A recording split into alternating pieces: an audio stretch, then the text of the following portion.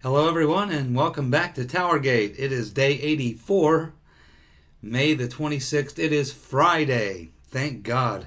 Hopefully, you're all going to have a 3-day weekend this weekend. Now, the way things work where I work is, we get a 3-day weekend, but we have to come in an hour early tomorrow night, which means we'll work probably a 13 or 14-hour day tomorrow. And then we have to come in early on Tuesday and work another 13 or 14-hour day. So what we actually do is we still will have to do all the work that we would normally have to put out for the Monday that we're not going to be there. We just have to do it on Thursday and Tuesday. So, yeah, it's all good. That's how things roll. So, anyway, a couple things on TowerGate today. Pretty short video for you today, but just a couple things going on. Well, this is pretty interesting. We had a Republican congressman from Texas. His name is Blake Farenthold. Farenthold, Blake Farenthold. He has called for a special investigation into the Seth Rich murder. And he says that a real investigation of the Seth Rich murder might find that, in fact, that Seth Rich was the leaker. And that would rebuke the Russian hacking claim and the Russian narrative. And he did the video I watched. I think he was being interviewed by a local Fox affiliate somewhere in Texas. So big thumbs up to this very courageous congressman. He must live in a pretty safe district in Texas. So Blake Farenthold calling for an independent special investigation of the Seth Rich murder, which will not go away. The ghost of Seth Rich is coming back to haunt Debbie Wasserman Schultz, the DNC, the Clintons, and all their minions. I mean, it's amazing to watch the total clampdown and the pressure that's been brought on even Sean Hannity to stop talking about it on Fox News. And that tells you a lot. I mean, when you see this kind of a effort, an all-out effort to squelch a story, it tells you that there's some fear amongst somebody in the deep state that they certainly do not want to learn what may have happened to Seth Rich. For all this time, we've been thinking, just as Seth Rich, his parents have been thinking, that they've been investigating this crime. But the two detectives assigned to the case apparently haven't been investigating anything, because we just learned within the past week that the owner of Luz City Cafe or Luz City Bar, the last place Seth Rich was seen alive, or before he was shot, as it turns out, according to the owner of Luz, the detectives never questioned a single employee. Not a single employee was questioned. Not only that, they did not ask for any of the surveillance cameras that they have there at the bar. 4 different cameras that give you a look down one street. As the bar sits on the corner, it's down this street, a camera down this street, and 2 cameras that would show across the street. Because there's this rumor that Seth Rich may have gotten into a vehicle, possibly a taxi, maybe a van, or something like that. Because we still don't know where Seth Rich was for approximately 1 hour and 45 minutes or 2 hours and 15 minutes, depending on whether or not he went to another bar after he left Luz. But, you know, the fact that the detectives didn't even question anybody there that works there who would have been the last people to have seen or talked to Seth Rich besides his girlfriend, and the fact that they didn't ask to look at any of their surveillance cameras, it's pretty obvious that there's no investigation going on into the Seth Rich murder. But it's pretty obvious that it's not going away. They can try to squelch it in the mainstream media, but the alternative media is just simply too large. And it's just another one of these stories that you never know what's going to pop up. So we'll just have to keep watching it. But they can squelch the story in the mainstream media, but they cannot make it go away. So anyway, yes, Republican congressman from Texas is I guess, going to try to work through the Congress to do something to try and get a real investigation of the Seth Rich murder. In other words, take it out of the hands of the D.C. Metro Police and allow the feds to take over the investigation, either the FBI, hopefully under a new FBI director, or possibly, I would assume that it would be part of this special prosecutor Mueller. I would assume that he would have to look into this now. There's just too many accusations now coming from fairly legitimate sources that Seth Rich may have in fact been the one who leaked the emails and other documents to WikiLeaks or to someone who then leaked it to WikiLeaks. It's hard to make this story go away. We also have another topic here. Jason Chaffetz has sent a letter to Assistant FBI Director McCabe, who is currently serving as the FBI Director until Trump names his Comey's replacement. And Chaffetz has sent a letter to McCabe to let him know that he's not happy about the fact that the FBI has been stonewalling on documents that have been requested by the Congress.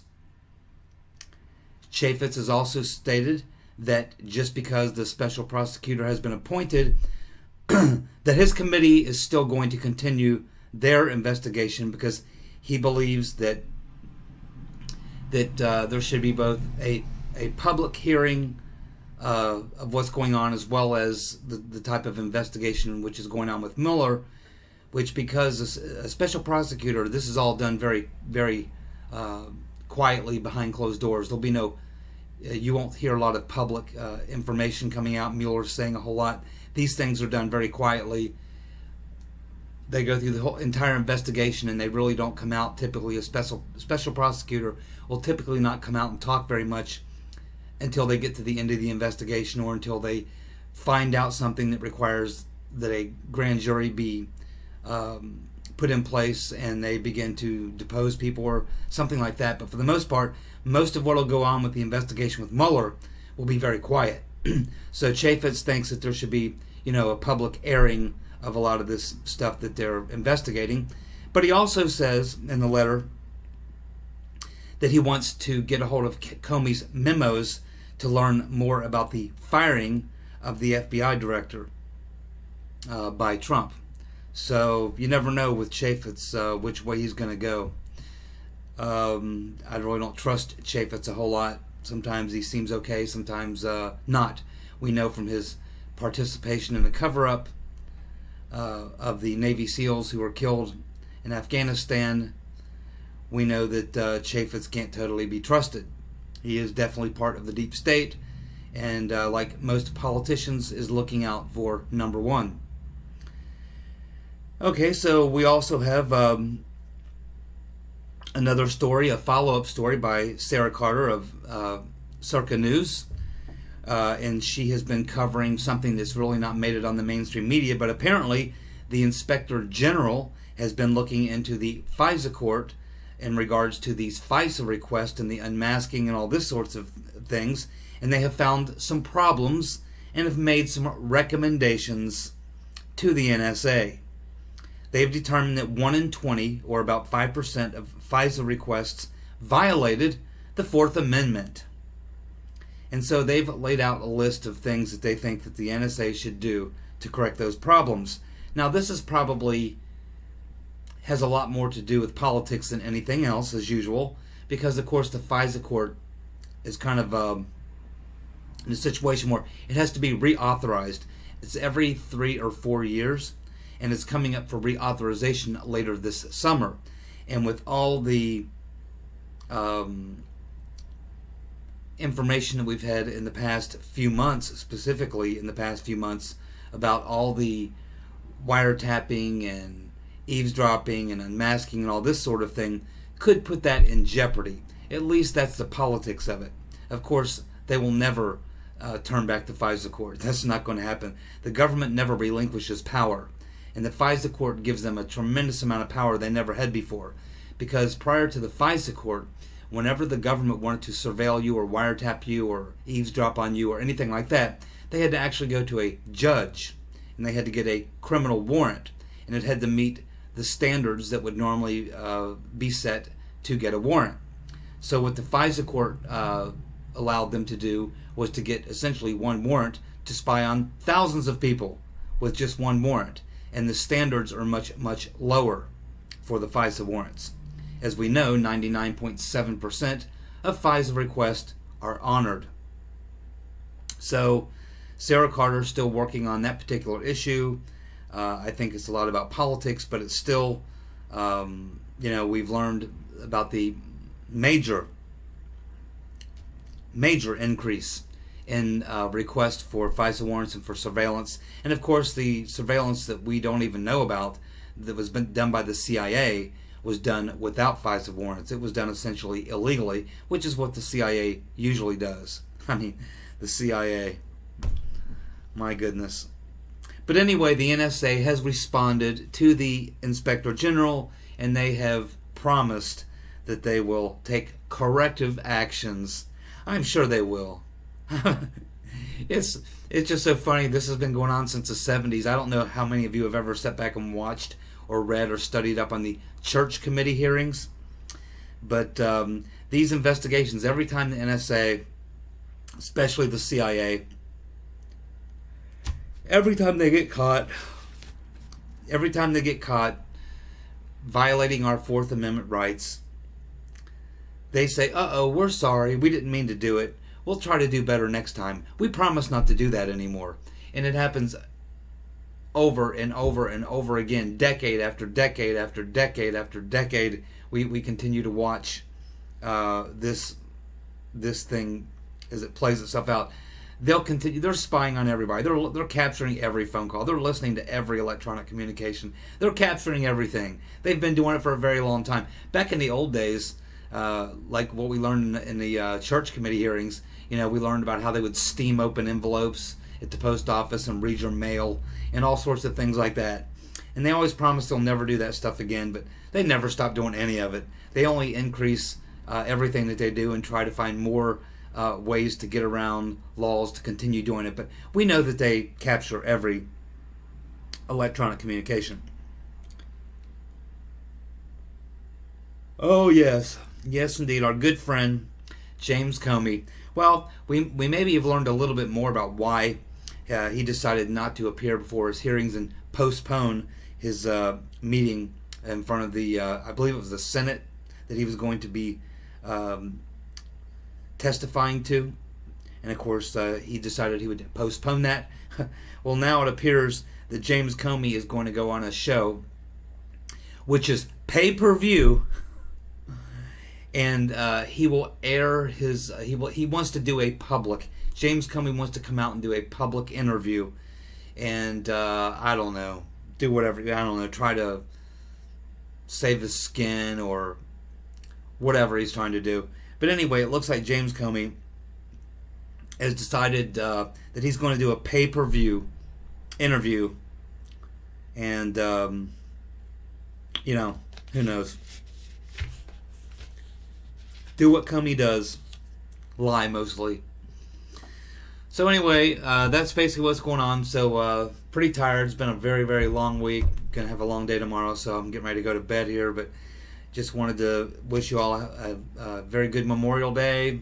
Hopefully you all have some good weather. It's going to rain here most all weekend. It rained here most of the week. I expect it'll rain here over the weekend as well. But anyway, hopefully you guys will all get out and have some fun and just let go of the stuff that we all been chewing on for quite a few months now. It's been going on all since the election, and this weekend may be a good weekend just for everybody just to forget about everything. Although I'll still probably do a video Saturday, Sunday, and Monday. I mean, I'm just in the habit now, so I'll probably do a video each day, but because I'm on a roll, if I miss a day, it'll be a bummer because I have that one day missing from all my TowerGate videos. So maybe I'll just do something fun on one of the TowerGate videos. Who knows what we'll do. But anyway, hopefully you all have a good Memorial Day weekend. And remember, a lot of times it's during these types of long weekends, holiday weekends, it's a lot of time on these slow news cycle days and weekends like this, holiday weekends, that some of the best leaks come out. If there are things that they need to get out, but they really don't want people to pay attention to it, that's when you do it. So I'll be checking extra carefully over the weekend for any little things that may be coming out that may surface, and we'll see what happens next. So I do appreciate y'all tuning in. Thank you for your comments. You all have a safe and leisurely weekend, and hopefully we'll all be back here and get back to it next week. I'll be doing videos every day, but like I said, I expect it'll be pretty slow for the next couple days unless some leak comes out. But get back hard on it on Monday. But hey, maybe we can all just relieve a little stress this week and have some fun. Sleep in. That's what I'm going to do. So anyway, thanks for tuning in. You guys take care. Goodbye.